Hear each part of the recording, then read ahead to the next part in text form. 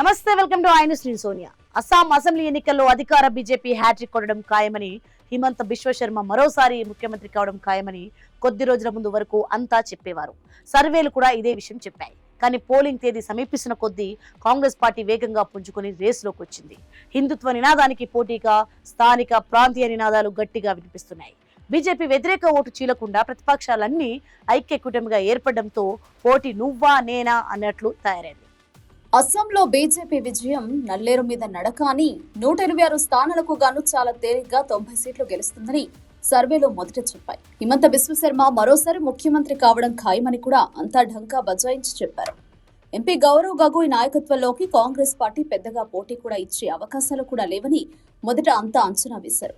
కానీ పోలింగ్ తేదీ సమీపిస్తున్న కొద్దీ పరిస్థితిలో చాలా మార్పులు వస్తున్నాయని వార్తలు అందుతున్నాయి. కాంగ్రెస్ పార్టీ పరిస్థితి అంత తీసి పారేసేటట్టు ఏమీ లేదని, అధికార బీజేపీకి గట్టి పోటీ ఇస్తుందని తెలుస్తోంది. ముస్లింలు, ఇతర మైనారిటీలు కాంగ్రెస్ పార్టీకి ఏకపక్షంగా మద్దతిస్తుండటంతో 40 అసెంబ్లీ స్థానాల్లో కాంగ్రెస్ సునాయాసంగా గెలుస్తుందంటున్నారు.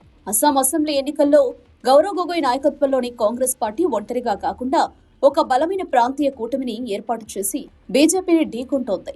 గౌరవ్ గగోయ్తో పాటు పలువురు కీలక ప్రాంతీయ నాయకులు ఈ కూటమిలో చురుగ్గా వ్యవహరిస్తున్నారు. ముగ్గురు గొగోయ్ల కూటమిగా ఏర్పడిన ప్రతిపక్ష దళం ఇప్పుడు చాలా బలంగా మారింది.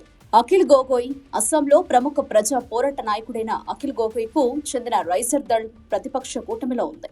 13 నియోజకవర్గాల్లో అఖిల్ గొగోయ్ ప్రభావం ఉంటుందంటున్నారు. లురిన్జ్యోతి గొగోయ్ అస్సాం విద్యార్థి ఉద్యమం నుండి వచ్చిన లురిన్జ్యోతి గొగోయ్ అనే నాయకుడు అస్సాం జాతీయ పరిషత్ స్థాపించారు. ఈ నాయకుడు ప్రాంతీయవాదాన్ని బలంగా వినిపిస్తున్నారు. విద్యార్థి యువతలో లురిన్జ్యోతి గొగోయ్ కు మంచి ఫాలోయింగ్ ఉంది. ఈయన కూడా కాంగ్రెస్ కూటమికి మద్దతుగా నిలబడ్డారు. ప్రతిపక్ష కూటమిలో కేవలం ప్రాంతీయ పార్టీలే కాకుండా వామపక్షాలు కూడా ఉన్నాయి. సిపిఐ, ఏపీహెచ్ఎల్సీ లాంటి వామపక్ష పార్టీలకు కొండ ప్రాంతాల్లో ప్రభావం ఉంది. రాష్ట్రంలోని ప్రతిపక్ష పార్టీలన్నీ ప్రభుత్వ ఓటు చీలకుండా జాగ్రత్త పడ్డాయి. అధికార బీజేపీకి ప్రతి చోట ఒక్కరే పోటీ అభ్యర్థిగా ఉండేలా ఏర్పాట్లు చేసుకున్నాయి. 2021 ఎన్నికల్లో బీజేపీ వ్యతిరేక ఓట్లు చీలిపోవడం వల్ల కాంగ్రెస్ నష్టపోయింది. ఈసారి ప్రాంతీయ పార్టీలను కలుపుకోవడం ద్వారా ఆ చీలికను అరికట్టాలని చూస్తున్నారు. బీజేపీ యొక్క హిందుత్వ కార్డుకు వ్యతిరేకంగా వీరు అస్సామీ ప్రాంతీయ గుర్తింపు, అస్సాం ఒప్పందం వంటి అంశాలను ప్రచారంలో బాగా వినిపిస్తున్నారు. ప్రతిపక్షాలు ఐక్యంగా అభ్యర్థులను నిలబెట్టిన హిందుత్వ అభివృద్ధి నినాదాలు తమను గట్టెక్కిస్తాయనే సంపూర్ణ విశ్వాసం అధికార బీజేపీకి ఉంది.